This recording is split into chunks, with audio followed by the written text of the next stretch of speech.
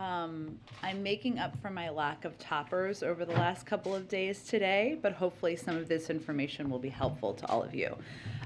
First, as you may have seen and many of you have reported, today we've outlined the severe and immediate consequences that the United States will face if Congress fails to provide us with $22.5 billion in emergency funding to fight COVID-19. Those consequences are dire. Fewer monoclonal antibodies sent to states, an inability to purchase additional treatments, fewer tests available to Americans, less surveillance for future variants, and a risk of running short on vaccines. For months, we have been engaging Congress about our needs for additional COVID response funds. Just to give you a few examples, in January, we notified Congress that responding to the unprecedented surge in cases due to Omicron would exhaust our funds. Throughout February, we held briefings about the lack of funding and what the consequences would be if we didn't get additional funds. In the President's State of the Union address, the President called for additional COVID funding, and our National Preparedness Plan made clear that funding is needed. In total, senior administration officials have held more than 36 calls and meetings with Congress and at least 10 briefings to committees to communicate our needs so that we can do what Americans should expect from their government, protecting them from a once-in-a-generation pandemic. I'll finally say on this, with cases rising abroad, scientific and medical experts have been clear that in the next couple of months, there could be increasing cases of COVID-19 here in the United States as well. We talked about this a bit yesterday. Waiting to provide funding until we're in a worse spot with the virus will be too late. We need funding now, so we're prepared for whatever comes. Also some news some of you have been asking about. The President will travel to Brussels, Belgium later this month, where he will join an extraordinary NATO summit on March 24th to discuss ongoing deterrence and defense efforts in response to Russia's unprovoked and unjustified attack on Ukraine, as well as to reaffirm our ironclad commitment to our NATO allies. He will also join a scheduled European Council summit to discuss our shared concerns about Ukraine, including transatlantic efforts to impose economic costs on Russia, provide humanitarian support to those affected by the violence, and address other challenges related to the conflict. I also wanted to note, because there has been so much information we've been putting out and so many sanctions we've put into place, some of the economic impacts that we're seeing in Russia, just to give you all an update on that. We've made President Putin's war of choice a strategic failure. The unprecedented costs we've imposed with allies and partners have reversed 30 years of economic progress, something President Putin himself pushed for, and that has happened in less than a month. Our actions have hit hard at the things President Putin cares about the most: degrading his military, access to cutting-edge technology, and ability to project power and influence. Central bank reserves, about half of Putin's war chest is immobilized. You heard the finance minister confirm this just yesterday or the day before. He can't use these rainy day funds to support his war in Ukraine. The ruble is less than a penny. It's the worst performing emerging market currency. The Russian stock market has been closed for nearly 3 weeks, longest in its history, as they try to prevent a market crash. Inflation in Russia is rampant. Some forecasters are predicting 20% inflation for Russia by the end of the year. And and trillions of dollars in businesses have been disrupted by sanctions, putting the Russian financial sector under severe stress. The economic outlook, if you look at the economic outlook for the country, forecasters around the world are projecting a collapse of the Russian economy. The Institute for International Finance projects a 15% downturn, down from a projected growth rate of 3% before Russia's invasion of Ukraine. And the private sector, as many of you have reported on, is withdrawing. Many companies, major companies in the financial, energy, and other sectors are leaving. JP Morgan, Goldman Sachs, Western Union, ExxonMobil, Shell, and more are pulling their operations out of the country. And as we continue to ratchet up pressure on Putin's oligarchs, wanted to also announce for you, or reiterate for you, for those of you who already know, that tomorrow Secretary of Treasury Janet Yellen and Attorney General Garland will host the launch meeting of the Russian elite proxies and oligarchs multilateral task force. And the task force was first announced in a statement by leaders, including President Biden, on February 26th, as a way to go after corrupt gains from some of the individuals closest to Putin. no matter where they're held around the world. And the task force, comprised of Finance Ministry and Justice or Home Ministry counterparts in Germany, Canada, Japan, France, Italy, Australia, the European Commission, and the United Kingdom, will use the respective authorities to collect and share information against Russian targets, including sanctions, asset freezing, and civil and criminal asset seizure. Let me give you just a couple of examples of assets that have already been seized. Alexei Mordashev's 213-foot yacht was impounded in Italy. Gennady Timchenko's 132-foot yacht was seized in Italy. Andrei Melnichenko's 469-foot, $578 million super yacht was seized in Italy. Sergei Chemezov's $140 million yacht was seized in Spain. Igor Sechen's 280-foot yacht was impounded in France, and Alisher Usmanov's $18 million resort was impounded in Sardinia. That is just the beginning. Last thing I just wanted to note, sorry, I have two quick things for you, then we'll get to the questions, is on Ukrainian security assistance. The President will talk about this when he speaks this afternoon, and he will talk about it more extensively tomorrow. As you know, there is $13.6 billion for Ukraine, humanitarian, security, and economic assistance in the omnibus bill that the President is going to sign this afternoon. He will outline in more detail, I expect tomorrow, the specifics, but he will, of course, talk about it when he signs it this afternoon. But just even up to date now, since taking office, the President has committed $1.2 billion in security assistance to Ukraine, including $550 million in just the last 2 weeks. He has approved 4 emergency security assistance packages to provide Ukraine the types of weapons they are using so effectively to defend their country, such as anti-armor and air defense weapons. We are working to get Ukraine the equipment as quickly as possible, and we still have the means to continue doing that. Over the past 2 weeks alone, we have delivered more than $300 million of security assistance to Ukraine. In addition to the transfers of U.S.-made equipment we are facilitating from our allies to Ukraine as well. So I would note that we're on day 19 here. In addition to their incredible courage and bravery, one of the reasons that they are able to hold back and push back against the Russian military is because of the significant amount of military assistance we have provided. Finally, I just wanted to note that today is Equal Pay Day, something we can all celebrate.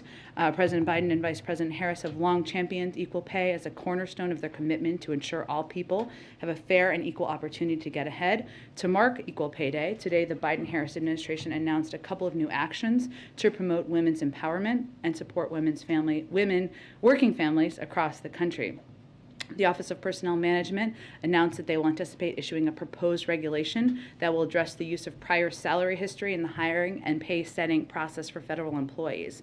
The President will sign an executive order directing the Federal Acquisition Regulatory Council to consider limiting the use of salary information in employment decisions by federal contractors, and the Department of Labor will release a report analyzing the impact of occupational segregation on women's economic security. And the Vice President will host an event later today along with the Gender Policy Council.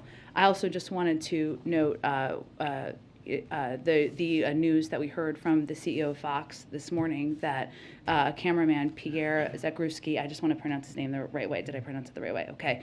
Lost his life.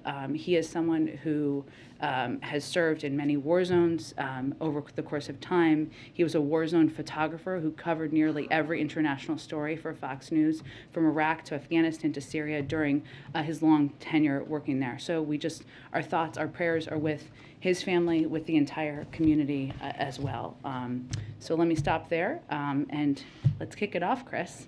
Okay. So President Zelensky's going to be speaking to Congress tomorrow. He's been pushing for fighter jets, a no-fly zone. You have to hear some of those same requests tomorrow as well. Has the administration thinking shifted on that at all? And also, there is rising domestic pressure for the U.S. to do more.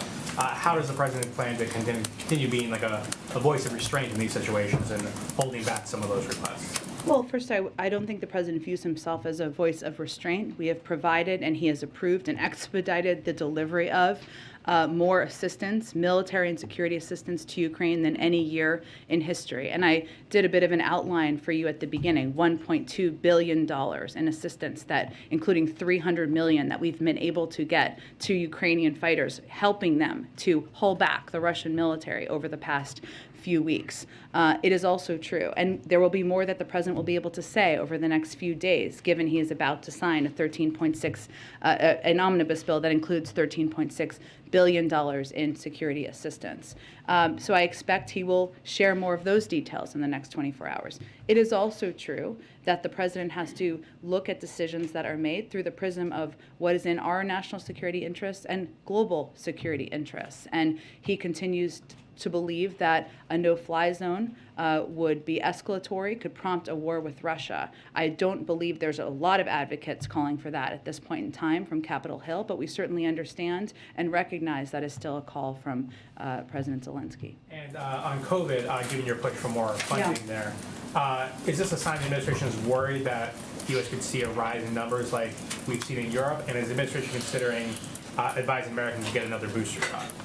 Well, any decision or recommendation about a booster shot would be made by the CDC. But as we've said from the beginning, we always want to be prepared for any scenario that may come up, right? And we have also said that while we have made an enormous amount of progress in vaccinating Americans and getting Americans boosted and providing free masks and free tests to people across the country, that we are still continuing to fight the pandemic. And if we wait too long, we are not going to be able to continue a lot of the programs that are so effective. And just to give you some more specifics, we are going to run out of our supply of monoclonal antibodies by June. We will be unable to maintain our testing capacity beyond June. We can't purchase additional courses of Evusheld, and our existing supply will likely run out. This is a treatment for the immunocompromised by the end of 2022. The fund that reimburses doctors and other medical providers for caring for uninsured individuals will be scaled back this month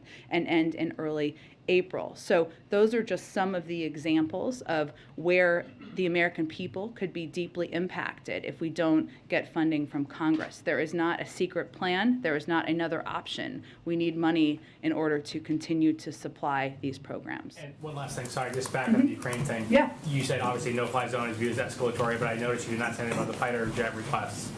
Is that something that the administration Nothing has brings to- changed about the analysis that the Department of Defense provided last week, where they assessed that because of the challenges in delivery and the challenges and the impact that providing these would be greater risk than there would be benefit. And I would note that the way that the President and the Department of Defense and our experts here have been responding to this conflict is by providing the type of military and assistance and equipment that the Ukrainians have used to push back and to fight and effectively do that over the last 19 days. And that is what we will continue to provide with the additional funding in the omnibus. Go ahead. One, I guess, housekeeping matter on the remarks tomorrow from Zelensky. Does the president plan to watch, and will he have a response to his address? I'm sure that to the degree the president can with his schedule, he'll certainly be watching, as we all will be. He gave a very powerful, President Zelensky gave a very powerful set of remarks today when he spoke in Canada, or to the Canadians, I should say, and we certainly expect that to be the case tomorrow. And on the Ukrainian security assistance, there are concerns that Putin could possibly try to target or strike a delivery of American military supplies. How concerned are you about this, and how confident are you that this assistance will ultimately reach its intended destination? Well, I would say that obviously they've been in the middle of a war zone for the past few weeks, and we've still been able to deliver $300 million in security assistance just over the last 2 weeks, and we believe we will continue to have the means to do that. And has the president been discussing with other NATO leaders how they would respond if Putin were to strike a delivery of American military supplies inside Poland?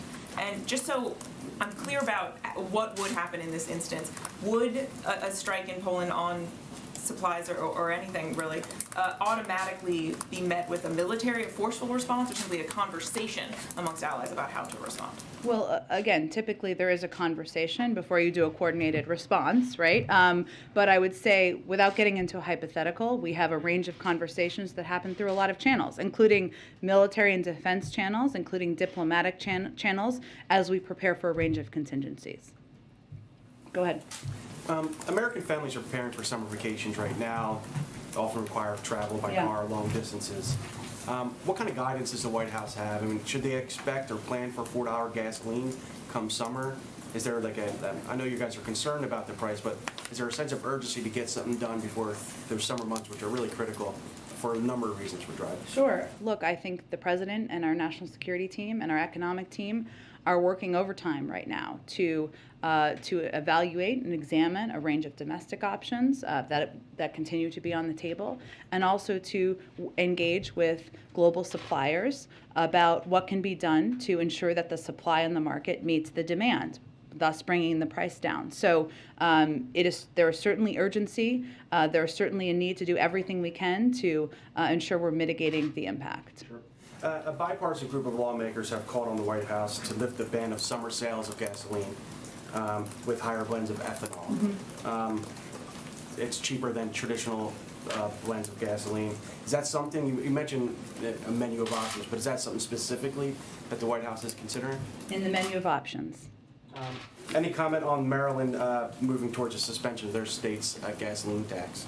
Is that something? There are a number of other states who have taken that step. But again, there's a range of domestic options. I would note that from the federal standpoint, the gasoline tax is about 18 cents, right? Mm-hmm. So we're also looking at a range of options that might have different types of impacts. You brought up the 18 cents. Is that because, I mean, it wouldn't have much of an impact at 18 cents if you given it at $4.50. Is that a fair read of how you guys assess that?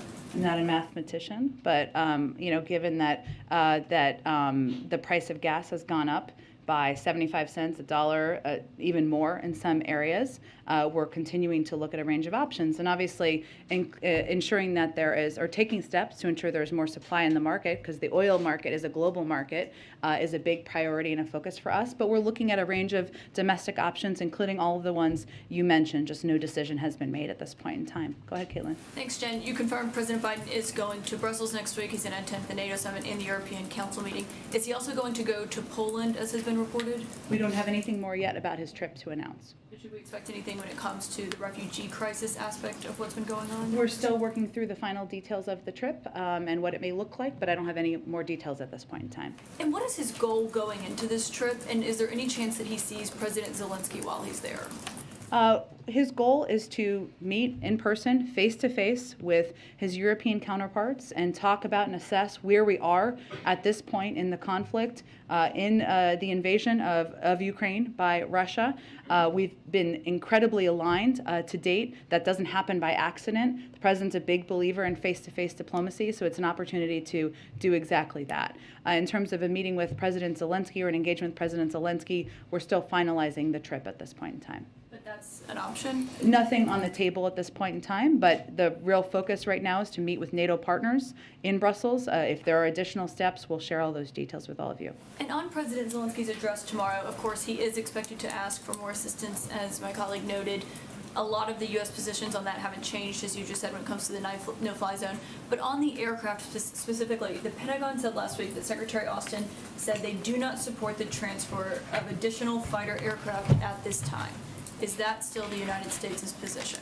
That continues to be our position. I would note that they also said that that adding aircraft to the Ukrainian inventory is not likely to significantly change the effectiveness of the Ukrainian Air Force relative to Russian capabilities. And the assessment was that the transfer of these planes may be mistaken as escalatory, as we've said, and could result in a significant Russian reaction. But that is the risk assessment that was done. That risk assessment has not changed. I would note that certainly we expect, as he should, President Zelensky, to ask for more money. We are in touch with his team on a daily basis. We're not waiting to hear tomorrow what may be on his mind. We are very closely engaged with the Ukrainians, and that what hopefully will be of interest to him is the significant amount of security assistance that is in the omnibus that we'll be able to detail soon.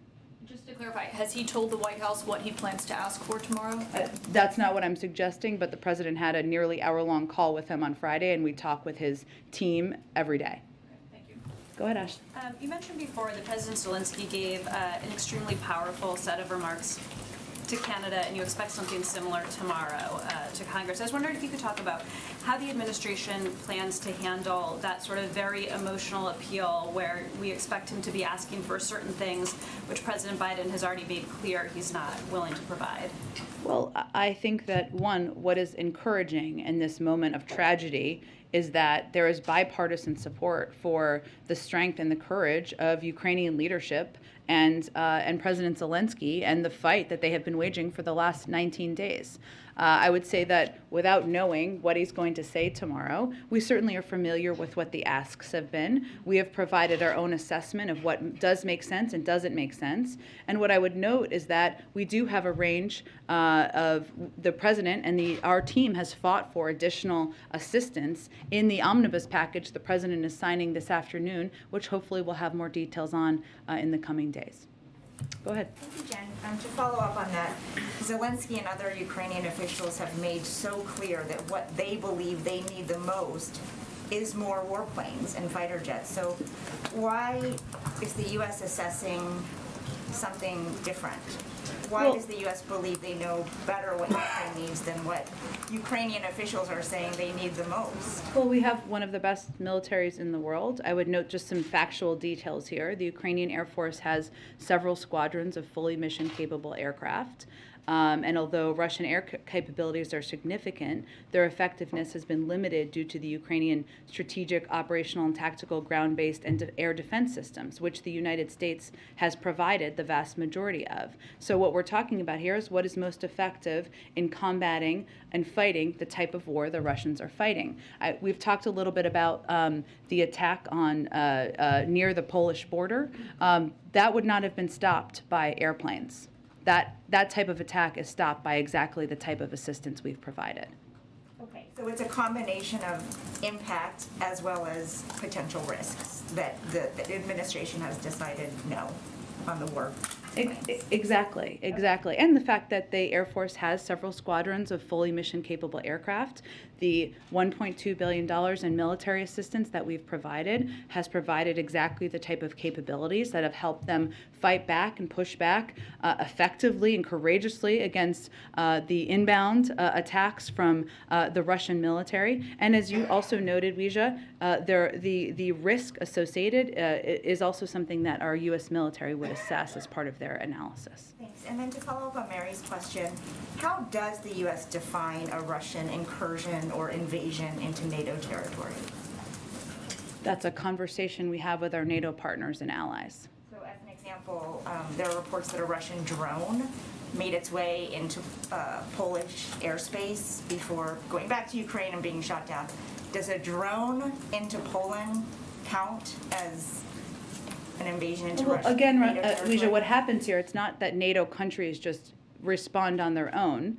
If there is an attack or that is considered by NATO leadership and by NATO countries to be to meet that bar, then there's a discussion among NATO partners about how to respond. But it's not in anyone's interest to get into an escalatory war with Russia. Got it. And one more on the sanctions that were imposed today by Russia against yourself, President Biden, other top U.S. officials. Do you have a response to that? And how will it impact any of you, if at all? Sure. I would first note that President Biden is a junior, so they may have sanctioned his dad. May he rest in peace. The second piece I would say is that won't surprise any of you that none of us are planning tourist trips to Russia. None of us have bank accounts that we won't be able to access, so we will forge ahead. Go ahead. Thanks, Jen. Following up on the drone question from Weija, the Soviet-era drone that flew over 3 NATO member states on Friday and then crashed into Croatia, has it been determined whether that was a Russian drone or a Ukrainian drone? And how do you measure, similar to what she was asking, how do you measure, what elicits a response?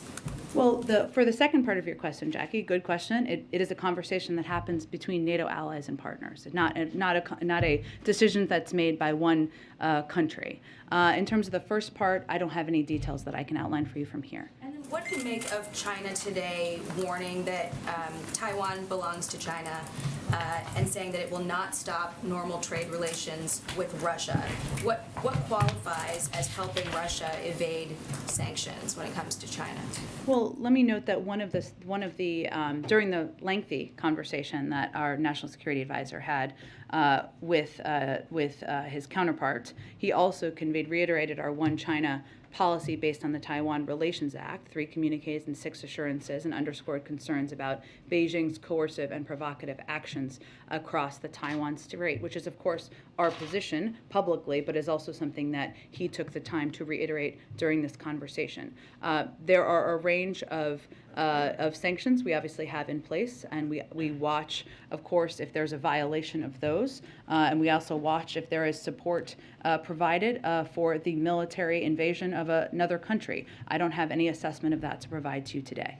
It sounds like secondary sanctions are on the table if China is found to be helping Russia either militarily or economically in this war.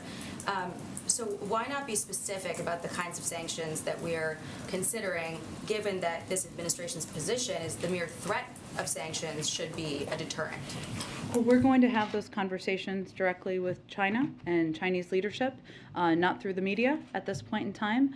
I would note that when our National Security Advisor was having his meeting yesterday, he was very direct about the consequences.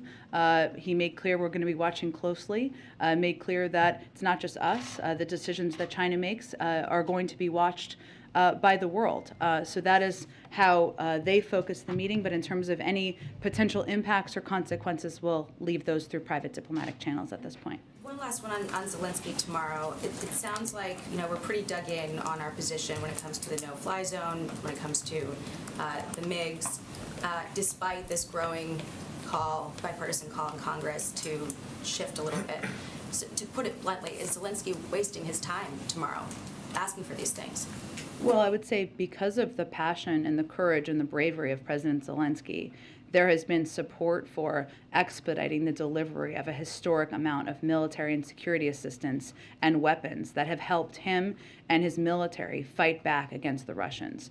And I would say that, yes, we recognize there are a range of bipartisan calls, but what we have the responsibility to do here is to assess what the impact is on the United States and our own national security. A no-fly zone is escalatory and could prompt a war with Russia, a major nuclear power.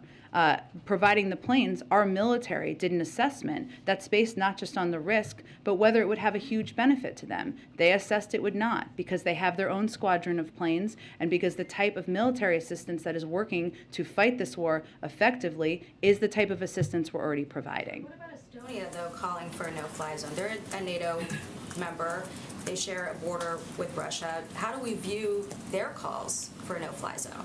We disagree with the argument that that would be an effective step, because a no-fly zone, which often people shorthand, essentially means us shooting down Russian planes and them potentially shooting back at us. And I would note that the way that the Ukrainians, again, have effectively pushed back over the last 19 days is by using exactly the type of military assistance we have provided. Go ahead, Kristen. Thank you, Jen. A couple of questions. Are there discussions about the president meeting with refugees on his trip to Europe? It's a good question, and obviously we have provided, and he'll talk about this afternoon, historic amounts of humanitarian assistance, a great deal of that focused on helping refugees. Those are going to be more in this package, but we don't have additional details beyond what I just announced at the top of the briefing. Okay, to follow up on Ouija's question quickly, Russia sanctioning various top officials here, I understand you're dismissing it. However, does the president see that as an escalation of any kind? Again, I think we are confident that if we need to have continued, and we will need to have direct and indirect conversations with Russia, we will have the ability to do that. But it's related to, and I don't have anything official aside from the reports. I don't know how their sanctioning process works. I only know how our sanctioning process works. But it relates to the impact typically on bank accounts or travel that's not diplomatic. I want to ask you again about the conversation about sending these MiGs. Former ambassador to Ukraine, Maria Ivanovich, has been quite outspoken recently, and she said we need to mitigate risk, but it's also true that not taking greater action comes with a risk as well, because Putin is a bully and he only understands strength. Is the president showing enough strength against Putin? The president has rallied the global community to put in place a greater set of financial sanctions package than has ever been done for any economy in the world. It wouldn't have happened without his action. I just outlined for you at the top, which I think it's important to note, the crippling impact this has had on the economy. they are where they are at this point in time. I think we all have seen reports, and we have confirmed many of them, that they did not expect it to take this long. They did not expect their military to not make as much progress as they have made. The steps we are taking are making it more difficult for President Putin to build and augment his military, to get access to the technology that he needs and wants. It has taken steps to cripple the economy that there's no question, regardless of what Kremlin spokespeople say, it has had a dramatic impact on the economy. And we're doing all of that while providing a historic amount of military assistance to the Ukrainians, helping them effectively fight back. If Putin were to use chemical weapons, would it change the president's thinking when it comes to these MiGs, taking the no-fly zone off the table, but at least on this issue? I'm not going to get into a hypothetical. We, of course, there would be severe consequences from the global community, ones that we would discuss with our partners and allies. But I would note that the planes would not have stopped the attack we saw near the Polish border. They have a squadron of planes, and what has effectively helped them fight back is the types of military assistance that they have been utilizing. And are you prepared, can you give us any more details about what that threat means of severe consequences? The president obviously made the same threat last week. Is that purely economic consequences, or would there potentially be a military component? We're just not going to outline in more detail from here. Go ahead. I have a question about the Fed. Sure. Given Senator Manchin's opposition to Sarah Bloom Raskin, will the White House now support the Senate moving ahead to confirm the other Fed nominees? Why do they need to confirm all of these nominees at once? Well, I would say first that Sarah Bloom Raskin is one of the most qualified individuals ever to be nominated to serve in this position. We remain in close touch with both her and with Chairman Brown about the next steps here, but we have continued to press, and we have been pressing for all five, not just to be able to be voted on in the banking committee where they have the votes to move forward, and that is where Republicans have not showed up to meet quorum. So at this point, I don't have an update beyond reiterating our strong support for her. Go ahead. Will the president himself bring up the deaths and injuries of American journalists injured in Ukraine or killed in Ukraine? Will the president himself address the deaths of American journalists who have been killed or injured in Ukraine? And does he have any plans to call their families? I'm not going to outline private conversations from here at this point in time. Obviously, these families are in a moment of mourning right now, and so beyond that, I think we're just respecting their space and time. Go ahead. If I could really briefly, just going back to COVID funding. Obviously, this is something that White House officials stressed today. This is something the president addressed in his State of the Union address. But if this is so important for the president and the White House, will he meet with Republicans individually? Will he make his case to them personally? I would note that there's a number of Republicans who won't even return our phone calls about the impact of the lack of COVID funding and how they will impact their constituents. So that's probably the best place to start. Go ahead. Yeah, I have a couple more questions on the path related Sure. to the COVID funding. How the heck are you going to get it through Congress? You have Republicans in the Senate who are making it very clear, leadership saying that there is no Republican support for moving any more money for COVID relief because they believe the White House hasn't made a strong enough case that funds can't just be moved around to fund these priorities. Sure. Well, we have been making that case publicly and privately back to earlier this year. So those are the facts. We've also been, as I just noted, attempting to engage with and have these conversations with, of course, Democrats, but also Republicans. COVID doesn't discriminate just by party at all. I think what we're trying to do is really be very clear and direct about what the impacts will be. I mean, some of these programs, funding for treatments for immunocompromised, providing free tests and masks, providing free boosters and vaccines, those will impact millions of Americans potentially in this country, regardless of their partisan affiliation. So what we're doing, we're going to, of course, leave the process and the vehicle up to Congress. We are encouraging them and aggressively calling for them to move these resources immediately. And what we've tried to do is break down what the impacts are going to be on different states and also when specific programs will end, so that it doesn't feel like just a number, but feels like a direct impact on programs and people's lives. In terms of whether money can be moved around, I know you've said before that it can't be moved around. What we're hearing from the Hill is that they believe there's about $100 million that could be shifted.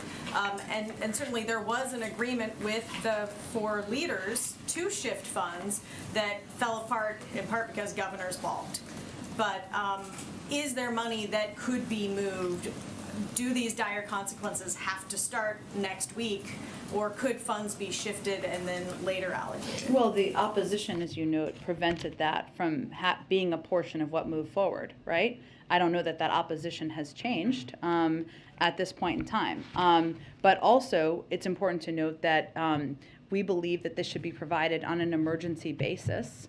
Not something where it will require offsets. It shouldn't have to require taking money from states who are using it for different programs, whether it's funding cops or police officers or other programs. That was a part of the discussion and the negotiation, but not aware of any change in the support for that. Go ahead. On domestic energy, Yeah. Has the White House spoken to Senator Joe Manchin about his push to do more domestic oil and gas production? I know that Senator Manchin has been interested in the president using the DPA, the Defense Production Act, to complete that pipeline from West Virginia to Virginia, the Mountain Valley pipeline. Is the White House interested in that? Well, we've engaged with a range of members, Democrats and Republicans, including Senator Manchin, about a range of ideas they have. That's why so many things are on the table. I would note that the use of the Defense Production Act, broadly speaking, would mean you're paying a company to do what they already have the capacity and the ability to do. We know there are 9,000 unused and approved oil leases right now that these oil companies could tap into and do more in. In terms of the building of a pipeline, that does not sound like it's an immediate solve for what we're seeing right now is an increase of cost at the gas pump. Go ahead. Jen, if I could walk you back for a moment through the logic train that you were trying to lay out for us of the risk of sending, in that case, the Polish jets, but in general versus the rewards for it here. So if I understand it right, the president has determined that giving Ukrainian pilots these MiGs would more directly involve the United States in the conflict, and therefore that's what creates the high risk. Is that right? Well, David, it's not the president's assessment, or certainly not my assessment. It was the assessment by the Department of Defense, and a big part of their assessment was related to where these planes would take off from and how would you get them into Ukraine. So that was something we were exploring and discussing with a range of partners. But their assessment was also based specifically on the transfer of it to Ukraine, and that may be mistaken as escalatory. So the fact that they would take off from a Polish base, even a base in Germany under the Poland thing, makes that base a legitimate military target, and they don't want to take that risk. Well, I wouldn't say we'd say legitimate, but that it could be perceived as escalatory, yes. So on the other side of this, we are transferring anti-aircraft equipment to that. Yeah. It's got to originate someplace in the West, right? Somehow it's got to get in place. What's the distinction? We're able to move a lot of that equipment in a way that is not taking off from a NATO airbase without getting into specifics of how it's transferred. But it's originating from the West in some way. Correct, and that's known, yes. And there are some other possibilities of things you could be providing them with. For example, you mentioned that the missile strike near the Polish border wouldn't have really been helped by this. I think that we're all in agreement with that. You could imagine a series of shorter range anti-missile systems like what we give to the provide and they manufacture in Israel to ward off incoming short-range missile. Is there discussion of that kind of anti-missile system to prevent exactly what you just described? Yeah, it's a good question, David. You probably know more about military equipment than anyone except for the Department of Defense, so here we are. But look, I would really, those discussions happen at the Department of Defense. They consider, and we've talked a lot about the risk assessment as it relates to the planes, but they make assessments about what to provide to be most effective as they provide any range of military equipment. Again, as you know, there's a big portion of the omnibus, which we'll be able to detail more soon, that will be security assistance, just like there's economic and humanitarian assistance, and I'm sure we'll have more details on what will be included in there. And one last one, are you encouraging any of our other NATO allies, including Turkey, to do these kinds of transfers? Particularly of the anti-aircraft?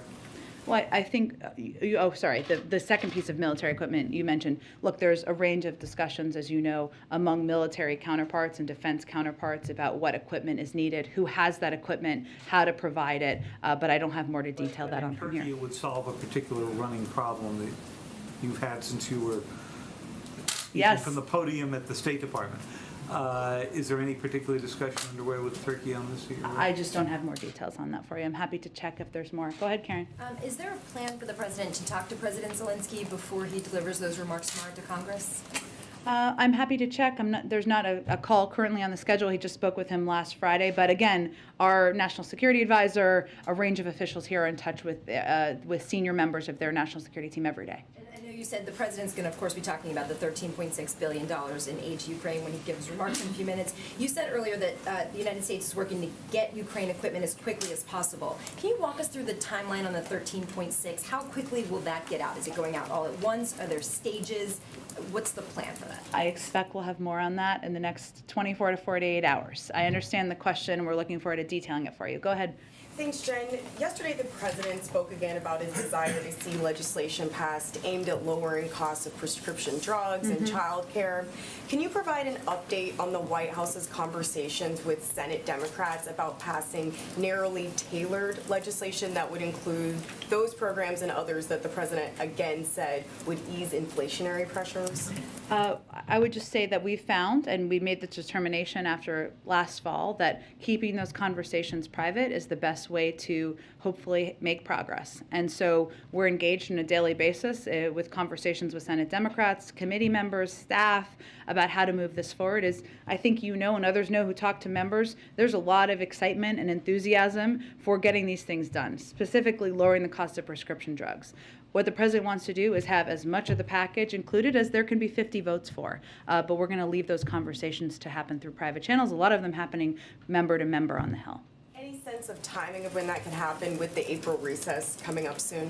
Again, I'm just not going to provide an update from here because we feel that these talks are best kept between members and kept between conversations we have with our staff and them. Sure. And speaking of Senate Democrats, the Senate Judiciary Committee will hold its hearings next week on the president's Supreme Court nominee. How is the White House preparing for those hearings, and specifically, how is it preparing Judge Jackson for the scrutiny that she could come under from Republicans who sit on that committee?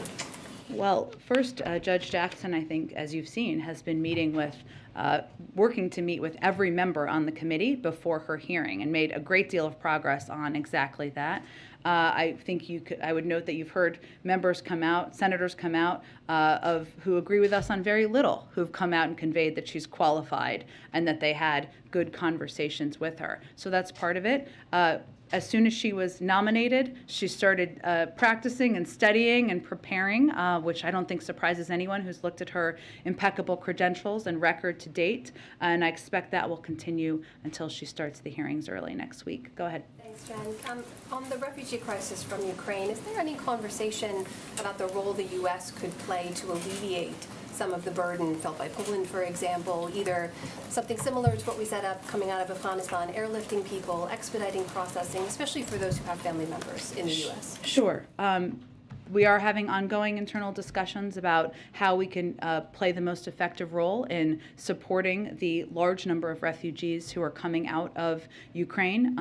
To date, that has been, as you know, an enormous amount of humanitarian assistance that we're providing, not just to Ukraine, but to neighboring countries that are providing a haven for refugees as they're leaving Ukraine. In terms of other discussions, I just can't outline those at this point in time, but we are continuing to discuss what options there are. Conversations about helping Ukrainians come to America as well? We're discussing the president would welcome Ukrainians coming here. Obviously, they could apply through the refugee process, but we're continuing to discuss what options may exist. One more on Title 42. Yeah. We saw over the weekend the CDC end Title 42 restrictions for unaccompanied minors, and couple of the reasons they gave were the larger public health conditions, but also that appropriate mitigation measures had been put into place in the care facilities. So is the administration asking DHS to put those same mitigation measures in place in other detention facilities so you can end Title 42 for everyone? Well, any decision made by the CDC about ending Title 42 would once they make the decision, it would have to be implemented, to your point, Amna, by DHS and other components of the interagency that oversee these facilities and ensure that they're meeting the bars that would be required. But the first step would really be CDC making a decision about ending it for other populations. Go ahead. Thanks, Jen. Two topics. First, the prime ministers of Poland, Czech Republic, and Slovenia went to Kyiv today. Does the White House have any comment on that? Would an American administration official make a similar trip? Or conversely, is there concern that that's a security risk where if something were to happen to them then that could be an escalation with NATO members? Well, we certainly hope that is not the outcome. We respect the role they're playing in diplomacy right now. And obviously going directly into the middle of a war zone shows their strong support for President Zelensky, for the Ukrainian military, for Ukrainians. And we certainly support that. And I'm certain we will engage with them following their trip as a follow-up, as we have been doing with other leaders who have engaged with the Ukrainians and the Russians.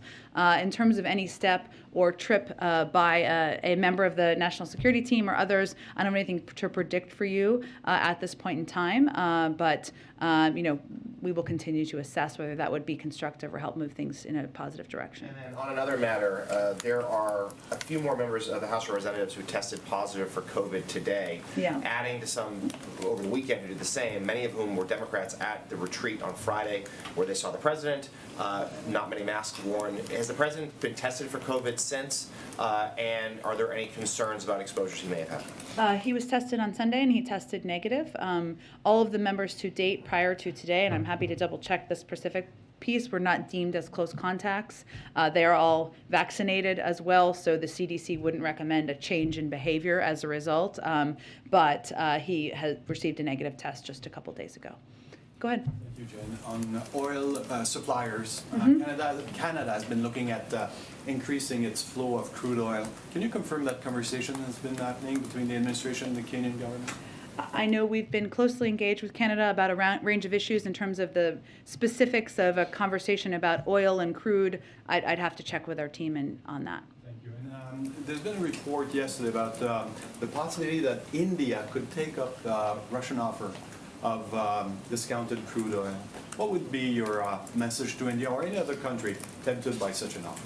Well, our message to any country continues to be that obviously abide by the sanctions, but that we have put in place and recommended. I don't believe this would be violating that, but also think about where you want to stand when the history books are written in this moment in time. And support for the Russian leadership is support for an invasion that obviously is having a devastating impact. Go ahead. Thank you, Jen.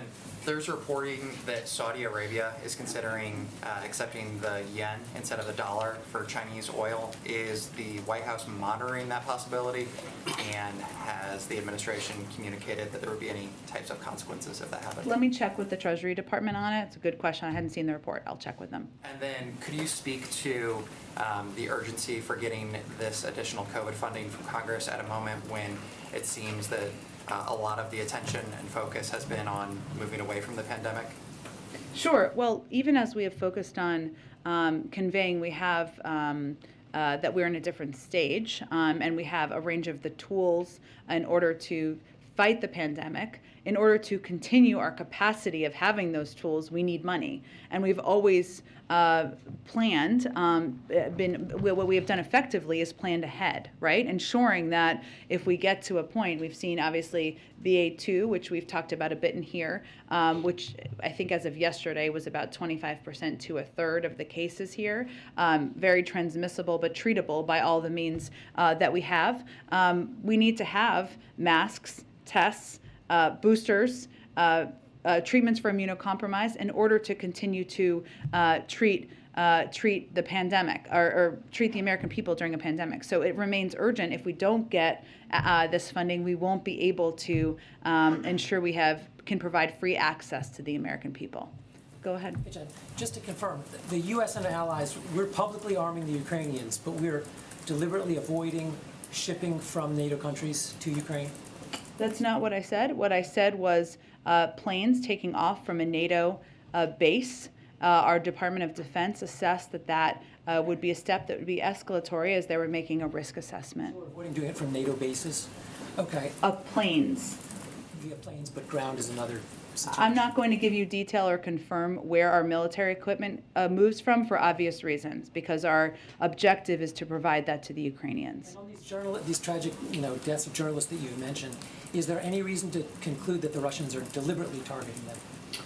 We have seen from the beginning that they have targeted hospitals, they've targeted journalists. In terms of these individual cases, I can't make an assessment of that from here, but certainly we've seen barbaric and horrific actions by the military on the ground, and this is consistent with that.